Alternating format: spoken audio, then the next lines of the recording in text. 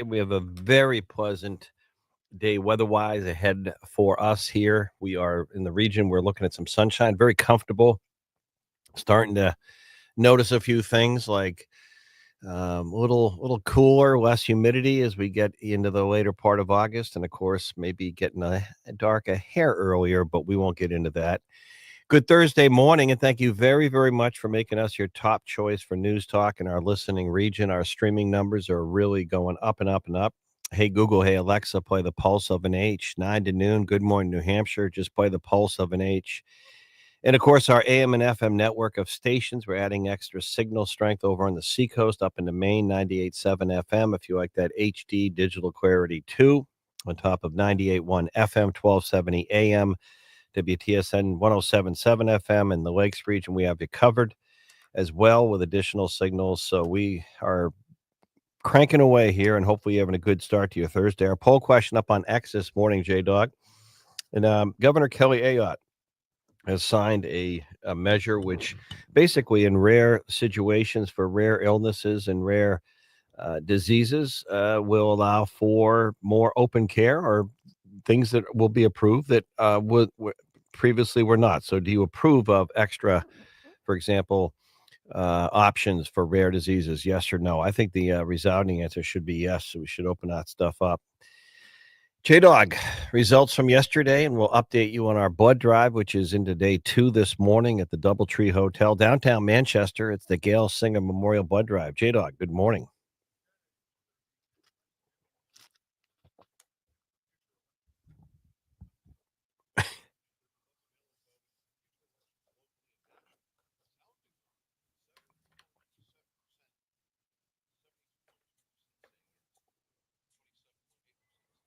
Interesting, and that's gonna be even if it's rhetoric coming from the president, even if he does sign an executive order, it'd be challenged by states like me, but states would continue doing what they're doing, but the whole mail-in voting issue, I predict, going into the midterms will emerge as a bigger issue or debate like everything else. Good morning, as I said, we have a lot going on. Really, thank you, and we had a really fulfilling day yesterday in, downtown Manchester at the blood drive, the Gail Singer Memorial Blood Drive. And they had a lot of people coming in, but they want more. It's day 2, and they're going to be going all day. And we're going to get an update, I believe, in the next hour from the American Red Cross. We were there. We're a big sponsor of that. It's the largest 2-day or local blood drive in America.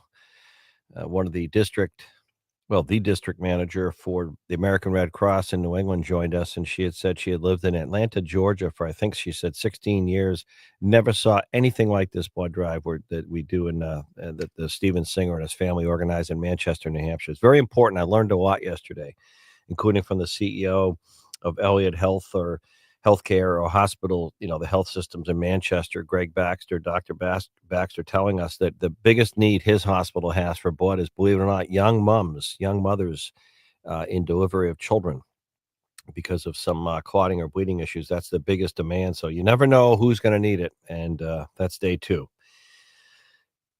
Before I get to the latest on the efforts to try and get something done in Ukraine, let me just start there. I was talking to someone who I respect immensely before my show. He always offers some thoughts on whether it's economic or just worldwide or local stuff. And it's interesting. The President Trump is doing a lot to try and really move the needle to ending the war in Ukraine. And I just really laugh at the reaction politically. Instead of most people applauding that effort, he's either doing it right or wrong with Vladimir Putin. Too much of that, too much of this. He's moving the needle. Again, you may not support the president, or you may, but if you look at the number of leaders that came Monday to the White House from European nations, along with Vladimir Zelensky from the Ukraine, that's historic. Meeting with Putin last Friday in Anchorage, Alaska, was significant.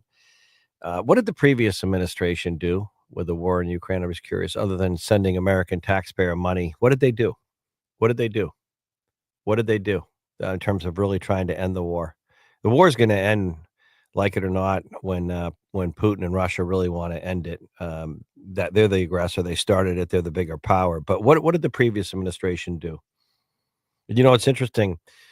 You look at all the ruckus and the chaos and the changes, and you look at the Trump administration. What people really don't like in Washington is exactly that. Trump, it's like Hurricane Aaron. It's not going to make landfall.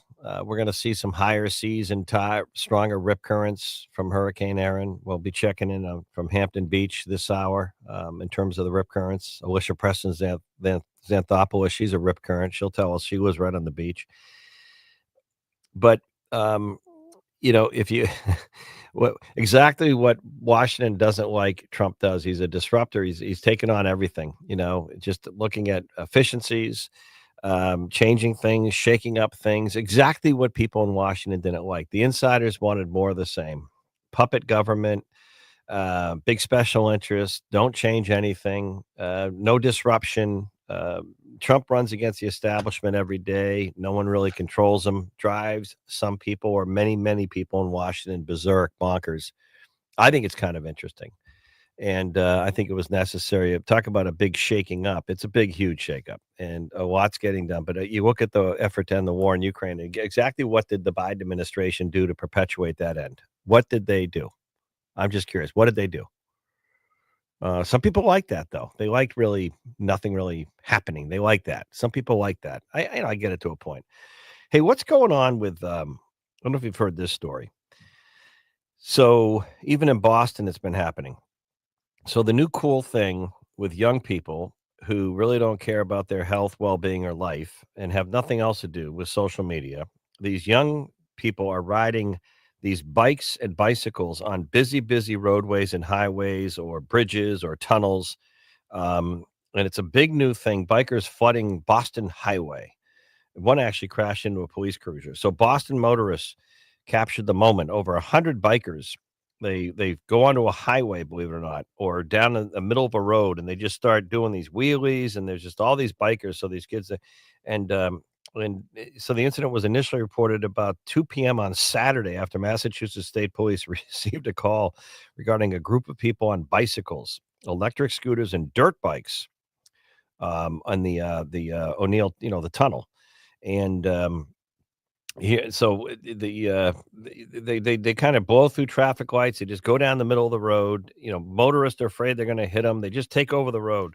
So another example of some people with nothing to do. I guess they didn't have any protest in Boston, so they figured they'd ride their bikes and dirt bikes on the under the tunnel and disrupt traffic. So they didn't have any protest to protest. Hands off our highway. I guess this is hands off our highway. By the way, been watching Mayor Wu flex against the Justice Department defending sanctuary cities. Oh my goodness, this is fun to watch, right? Someone I won't gratify who used to live in the state, worked in the journalism side. I pointed out the other day when Mayor Wu had a press conference to defy the Trump administration, and Mayor Wu started giving history of Boston and the revolution. And so if you look up Mayor Wu's history, she's not even from Boston. She's from Chicago. And some people say, so, oh, well, where are you from? And so this one person, Jack, what's wrong with not being from, what's wrong with not being from Boston? And I said, well, I grew up there, and Boston has a rich history going back, but so does New Hampshire. And he's just sort of chiding me about where you're from. And I go, no, Mayor Wu is, if you think she's Boston through and through, that's kind of funny in and of itself. And her administration, by the way. But it's interesting, and I know you have the son of the Patriots owner, Kraft, running for mayor. This should be interesting. But she's defying the Trump administration on sanctuary cities. Go ahead and by the way, wasn't it Governor Healy in Massachusetts when ICE? And by the way, I get a kick out of the. I think she might have met her match. By the way, I think Mayor Wu in Boston might have met her match. The person, they call it the ERO office. They call it the Boston ICE chief. She said, by the way, Mayor Wu, because Mayor Wu was giving this big lecture the other day about Boston's history and the revolution and, battle, her first shots heard and all the stuff in the American Revolution and how they're going to defy the Trump administration. So the Boston ICE chief, she's something in terms of some of her own dander. She basically is saying, unlike Mayor Wu, I was born and raised in Massachusetts. I grew up in Boston. The ICE ERO Boston acting field agent office director, Patricia Hyde, said, and she's standing by, cracking down on Boston. And she said, "I know what a safe Boston looks like, and this isn't it." Sanctuary cities often limit local law enforcement's cooperation with ICE to protect illegal migrants and immigrants from deportation or apprehension. That's big in Boston and Massachusetts. They spend about $1 billion a year housing, transporting, caring for illegal migrants. Governor Healy, when the same Patricia Hyde and ERO, if you remember a few months ago when ICE started the immigration roundups of the worst, the gang members, the MS-13 gang members. Remember in East Boston, they went around Boston one morning and they arrested a lot of these violent criminal gang offenders, homicide, assaults, rape, kidnapping, trafficking. They remember that? And Governor Healy was all caught off guard, and Massachusetts officials were all caught off guard in Boston because they love their sanctuary cities in Boston and Massachusetts. Governor Healy said, "Well, we're not really a sanctuary city in Boston and Mass. We're not really a sanctuary city. We're not going to stand in the way of the ICE officials from arresting dangerous offenders." Well, yeah, you are a sanctuary city, and your mayor's now doubling, tripling down on it. We'll see how that goes. Some commentary, 603-228-2080. Hey, Alexa. Hey, Google, play The Pulse of an H. Neil Levesque on deck. Lucas Meyer, a little bit later, one of our top Democrat analysts and strategists. Alicia Preston-Xanthopoulos, live from Hampton Beach this morning. All that's coming up.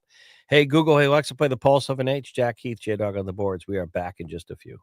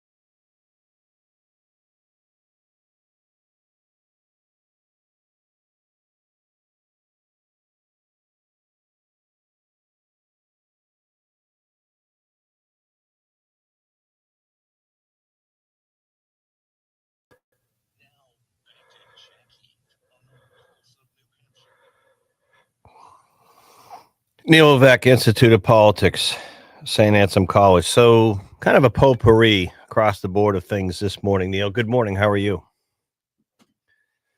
So, in my opening, talking about Boston, Massachusetts, and Mayor Wu sort of doubling, tripling down on taking on the ICE, the ERO, the crackdown on sanctuary cities, and sort of standing up the administration. And Patricia Hyde, who is the Boston ICE chief, head of the ERO office, said something interesting. She goes, "Actually, I grew up in Boston. You didn't. I know a little bit about safe cities. This isn't. And you want to go. We're going to go."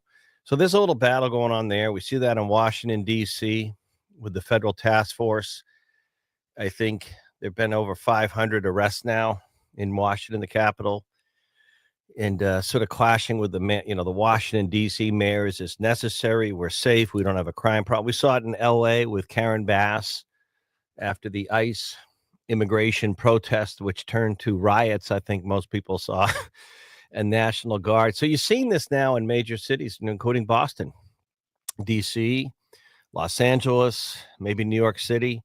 And in terms of the general public, how does this come across? Who's sort of got the upper hand here?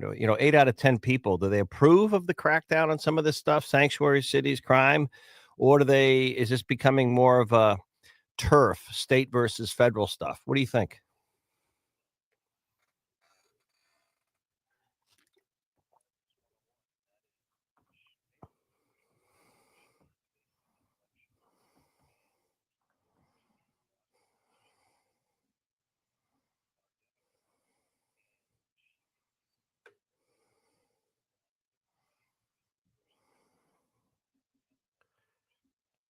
Hmm.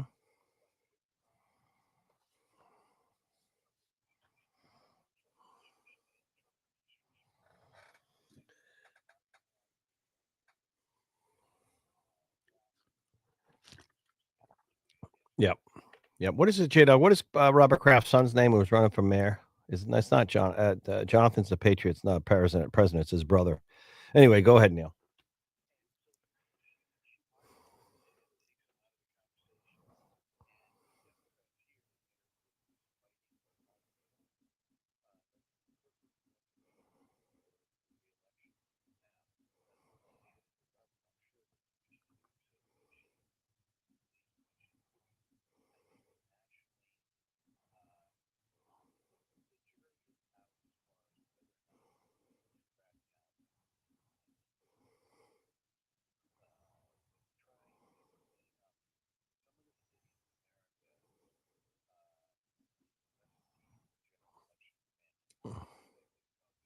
Hmm.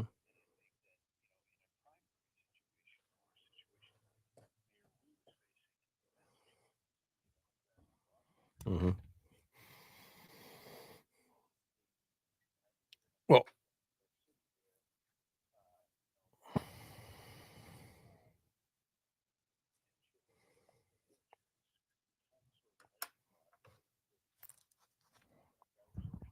yeah.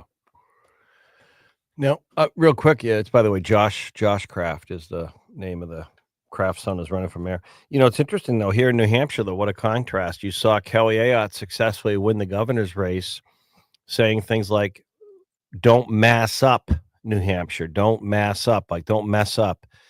Don't make the mistake. Don't make New Hampshire, Massachusetts." And whether or not every community, because there's still some debate on this, like Hanover and Portsmouth, whether or not the local police, will openly embrace and work with ICE on immigration enforcement.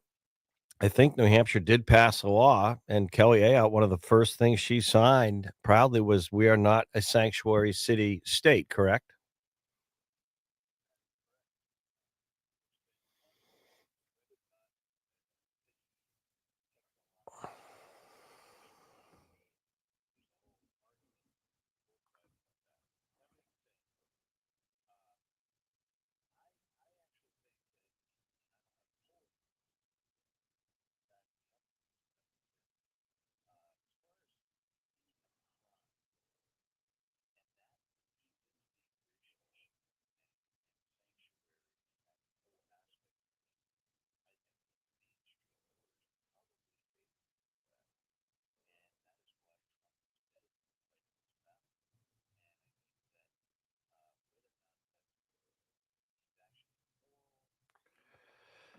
Yeah.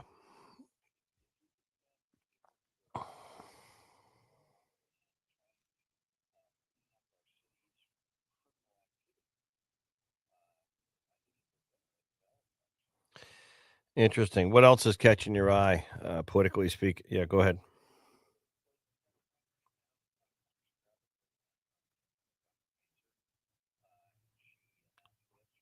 Yeah. It's funny, why we didn't hear much about that, did we?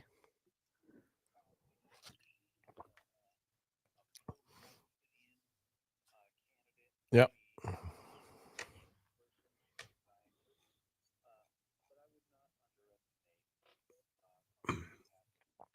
No, no, I don't either, but I'm just saying local media, we had it the other morning first on Monday morning that she was announcing, pretty much as you just stated, and I think out of Manchester. Oh, no, I think she's from Exeter, right? I think she was in Exeter, but much more liberal than Chris Pappas. But, it's interesting. I mean, Dan Innes jumped into the U.S. Senate race as a Republican, Scott Brown running. It was a lot of news when State Senator Innes jumped in, and just I don't see a lot of sort of other media news about Pappas having a challenge or what, because it doesn't fit the narrative.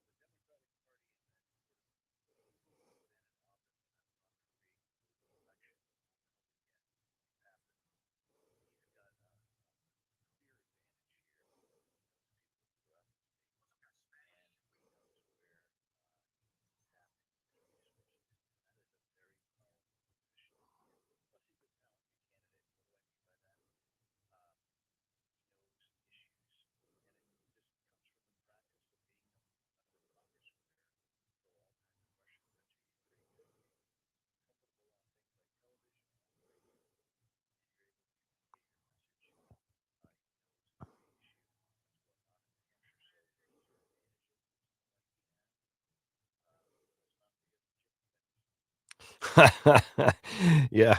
All right. Thank you, Neil. Appreciate it. Neil Levesque, St. Anselm College, Institute of Politics. Thank you, Neil. Well, one of the our poll question up on X this morning, Governor Kelly Ayotte signed a bill into law, or signed a law expanding access to experimental treatments for terminally ill and rare diseases, terminally ill patients. Do you support that? Yes or no? I think it's a yes. We'll have results for you tomorrow. Hey Alexa, hey Google, play the Pulse of an Age. We are back in a moment.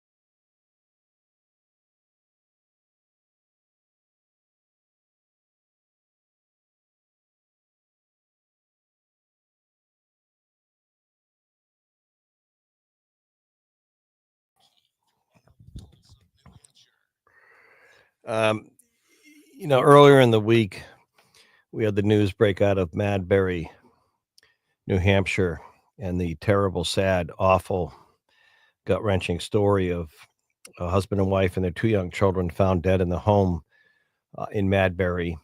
And the next morning,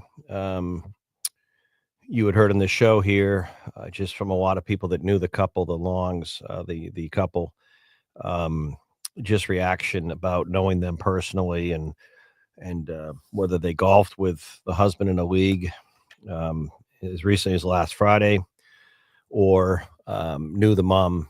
And we told you that morning it was a murder suicide and that the mother had taken the lives of her husband and children. And one young infant survived. And it's just one of those stories that, as I said on my show, thoughts and prayers to anyone who knew them, but also the first responders in Madbury, the police, the ambulance, the firefighters, and the state police detectives, and tight knit community.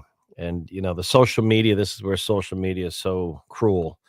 All the stuff flying around, and everyone. I understand people want to understand something that may never be understood, and it does go in part to mental health and some things, and we'll never know all those things. But the authorities have already said there were several factors at work that were off in that household or family.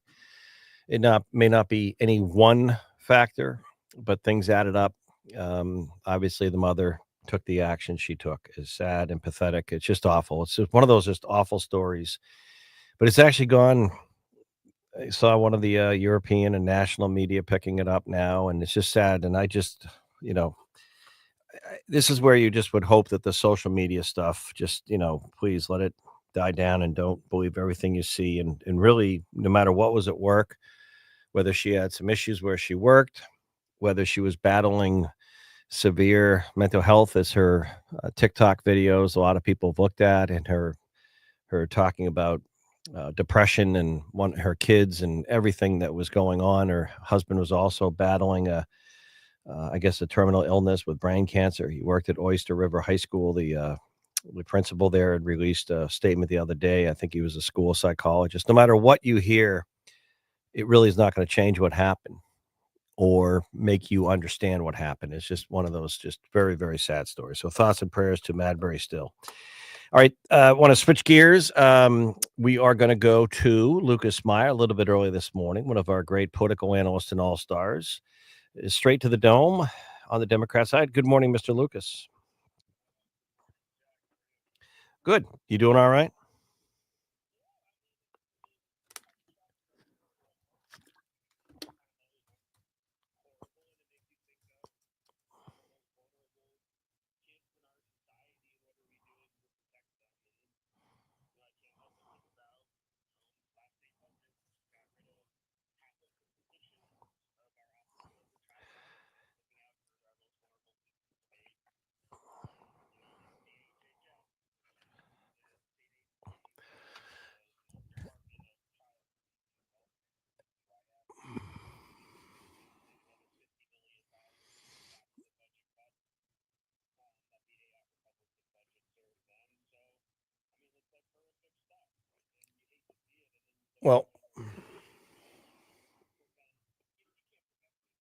Well, that's yeah.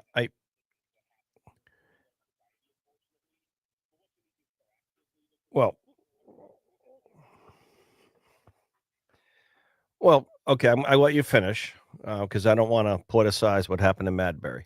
Um, and I will tell you, you and I agree on the cutting of child advocacy. I think we should be adding positions, not cutting. So that's that being said. Um, Tell me how anyone could have stopped what happened in Madbury. No. Okay, because I'm just saying the other thing is the other discussion that I would like to have is mental health. I mean, we have to have a discussion in this country and in this state. Um, and it happened in Lewiston, Maine, a few years ago with that veteran who was suffering severe mental health. His own family had talked about it. Police were aware of it. The army was aware of it, and nothing stopped him from doing what he did. This mother was broadcasting, if you will, on social media mental health signs as recently as the end of last week.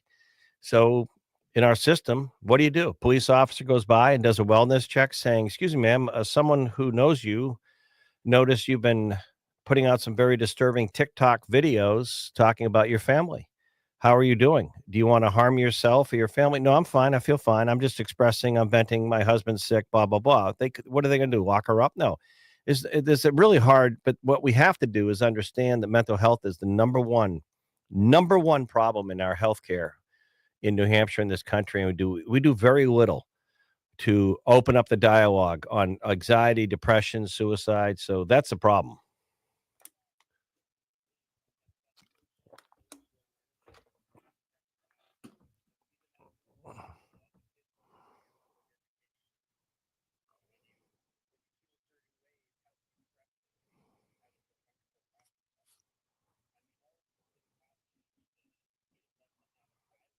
Yeah.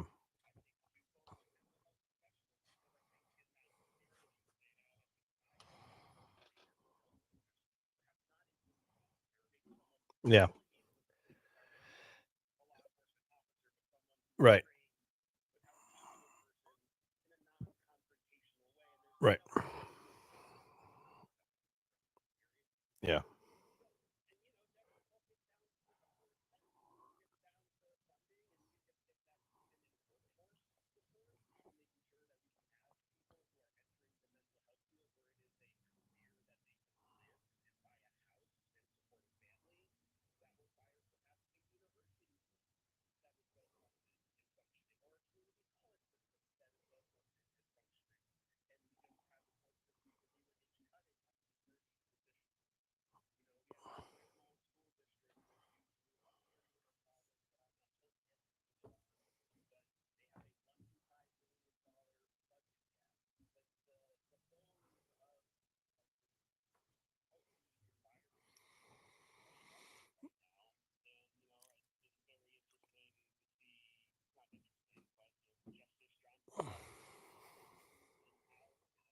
Hmm.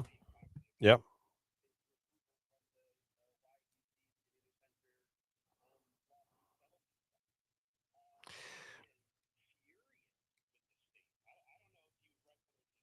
Oh no, I know John. I know John very well personally. Yes.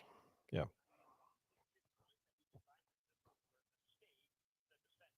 Hmm.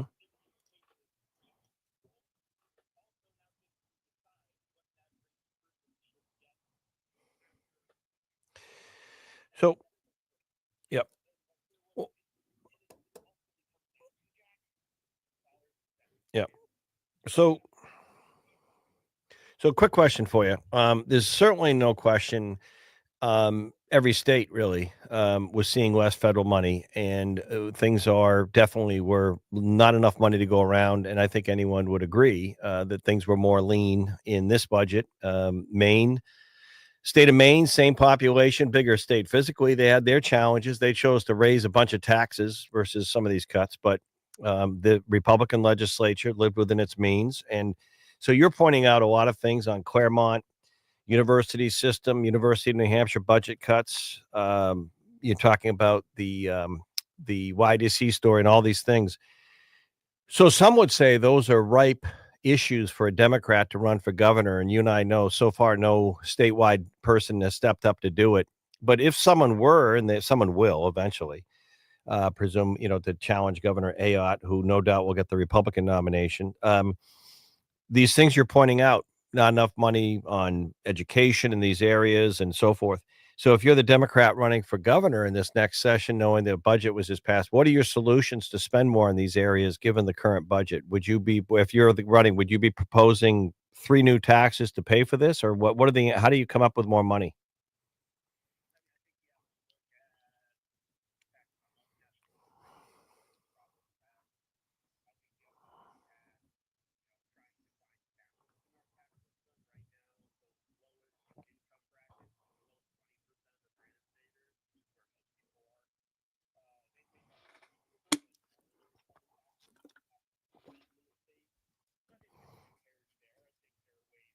You mean, well, we don't have an income tax, right?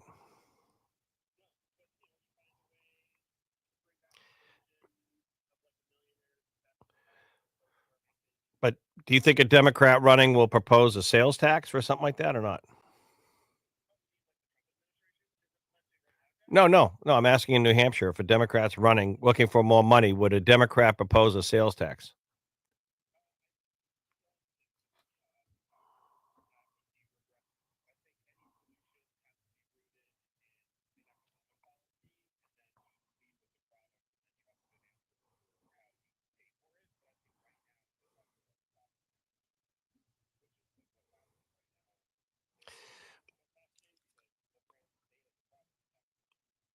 Yeah.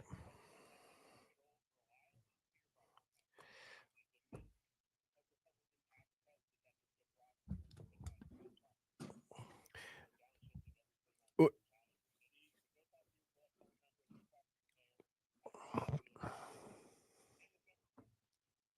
quick reaction before we let you go. Democrat, as we had said Monday morning, jumping in. I think it's uh, here's an article. Progressive Manzor should challenge establishment Democrat Pappas in Senate primary. Is that position correctly? Yep. So what's your reaction? She going to be able to mount much of a campaign? Is this reminiscent to a Carol Shea Porter? What's your reaction?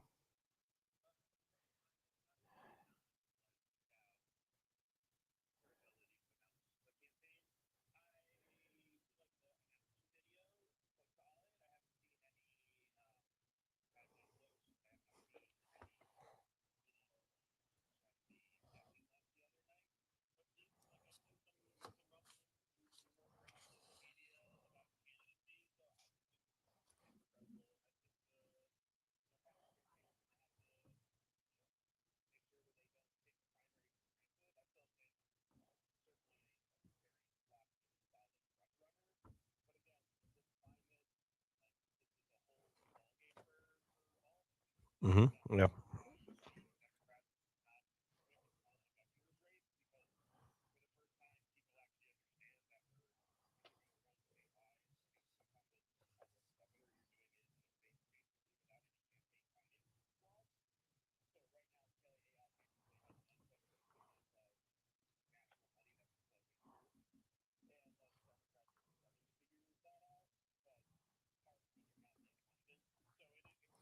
Yeah, but yeah, but you have Yeah, but you have powerful. I'm sure Chris Pappas is going to get plenty of money funneled in from out of state for his campaign. There's money out there from my. Yeah. All right. Okay, we're going to run. Thank you, Lucas, for working us in early. Lucas Meyer, straight to the dome on a Thursday. Thank you. We come back. We're going to Hampton Beach. Alicia always at least an update from over there, even if she's on the road. Alicia Presence Anthopoulos, Seacoast Online. Hurricane Aaron, by the way, locally in New Hampshire Seacoast, high tide. I don't have my marine forecast in front of me. Should be right about midday on Saturday. So that's where you're going to see some higher water anyway. And it'll be interesting to see with the stronger seas and if we get the bigger waves or not. I predict we won't see any rain from this system. They're not even seeing any rain in the outer banks of the Carolinas. Higher seas. Certainly, we've had rip currents already over in Hampton Beach before this. So I don't know how much of an impact, but I think you'll see some areas when you get that real, full moon, high tide stuff, you'll see some water maybe spilling up higher, going over some banks like south end of Portsmouth, maybe parts of the bridges to Newcastle, Rye, if you will, Hampton Beach. But we're going to get an update next on the Pulse of an H.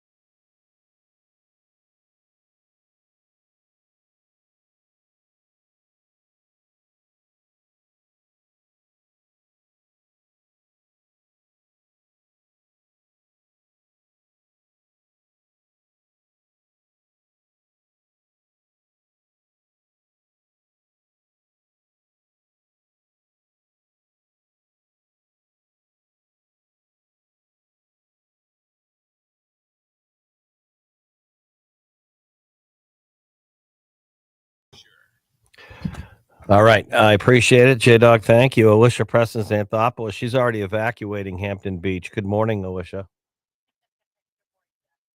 I don't think you're even going to see any rain over there, but what do I know?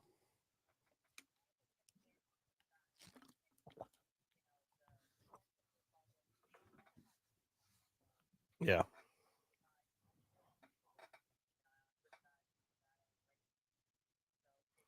You But, year round, you've been seeing even on Hampton Beach, we've been seeing some water in the streets with some of these higher tides when the coincides with the full moon anyway, right?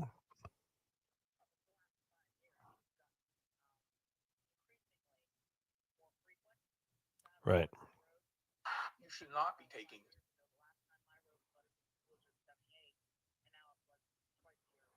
Yeah. All right. So, but another story we haven't dove into, and the state police will be joining us at some point on the Marine Patrol side to talk about rip currents. We've had Sergeant Dirth on before from Marine Patrol. And not everyone, obviously, and you don't want kids caught up on it, or really anyone who's not a strong, experienced swimmer. But a lot of people have no idea what to do. Even if you just go off a beach, not even that far off the shore, and you get caught up in a rip current, you start going sideways. And a lot of people don't know what to do or how to come out of it or when to come out of it. They don't know, for example, if you fight it, it's pretty hard. So sometimes you go with it till you feel that break. But my point is, you've had rip current situations and a lot of extra, it seems at Hampton Beach anyway, a lot of busy lifeguards in the past few weeks.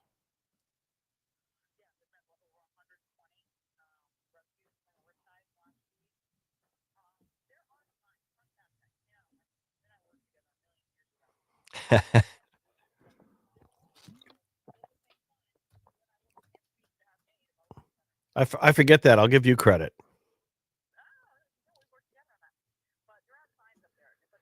Wait a minute. I mean, I did something. I didn't even know I did. I can remember that one. I didn't even know that one. Thank you, Alicia.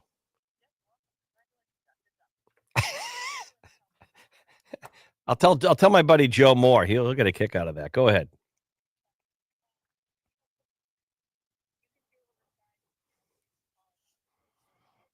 Yeah.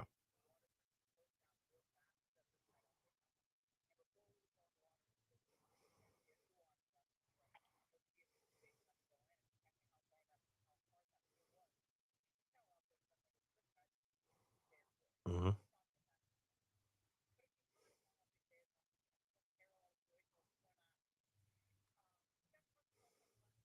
Oh, sure. Oh, sure. Especially if they're looking on the beach and they're looking for that umbrella where their family is and they're going this way real fast, they're like, "Oh, you inherently wanna swim against it and stay where you are." Yeah. Yep, yep, yep. Yeah, yeah. Oh, no. Yep, even without a storm. Real quickly, what else is catching your eye? What are you writing about? Seacoast Online.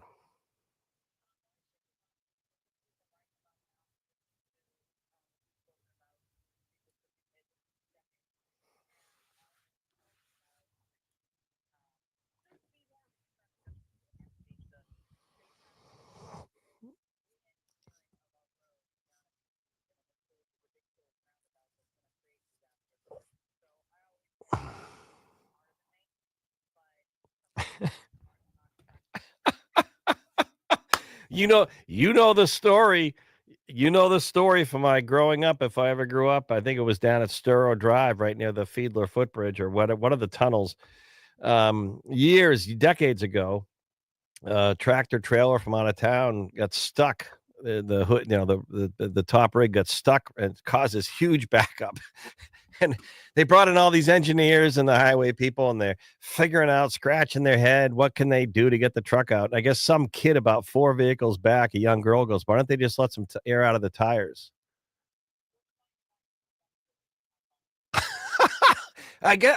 Growing up down there, I heard it was true. I don't know if it was folklore, and they deflated the tires enough, and the truck backed down. No, yeah, yeah, yeah.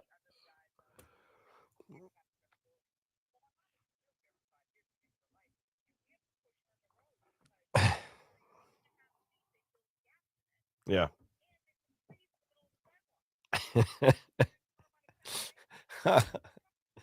Well,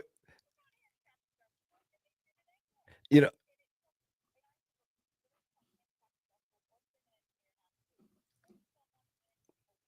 yeah, that's a good no, that's a good point. And the other one is I was driving back from Florida, early summer. You go around Washington D.C., all around the DC. It's the worst traffic you've ever seen. And I'm like, who engineered this? It's unbelievable. You could not have designed a more chaotic, dangerous roadway. All around Virginia, it's just a complete mess. And I'm like, oh my goodness. Yeah. All right, like Tyson's Corner. Oh my goodness, just you might as well get off the highway. All right, Alicia, appreciate it. Have a great weekend. All right. Top of the 10 o'clock, excuse me, already. Michael Graham will check in. I think we're getting a check in from our blood drive efforts at the Gail Singer Memorial Blood Drive. It's day 2 today. Beautiful weather for it. They got food down there, gifts, and you don't need an appointment to go in.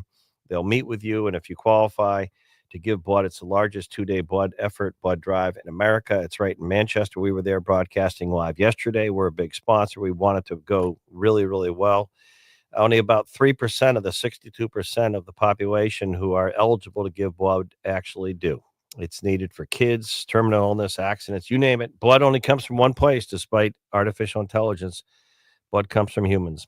That's going on. And a little bit later on, Rory O'Neill, ABC News Radio national correspondent, the latest out of Washington. Hey, Alexa. Hey, Google, play the pulse of an age. Beautiful Thursday. We are back in a few.